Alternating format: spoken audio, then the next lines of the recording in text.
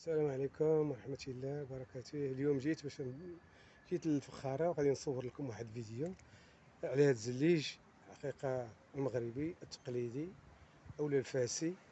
نتوما تشوفوا معايا هنا كاين ثلاثة د الأنواع. هاد النوع الأول، هاد النوع الثاني، هاد النوع الثالث. هذا اللي بغاو الجزائريين يسرقوه ويسميوه في سميتهم.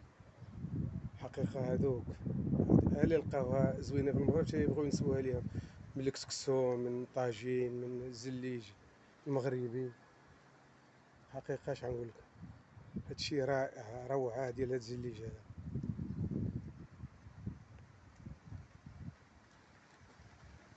هادو ثلاثة د الأنواع.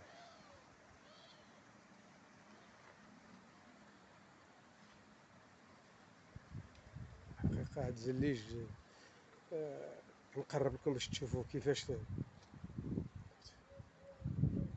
الأولى، هذه الثانية، هذه الثالثة. حقيقة هادشي رائع. شكرا لكم.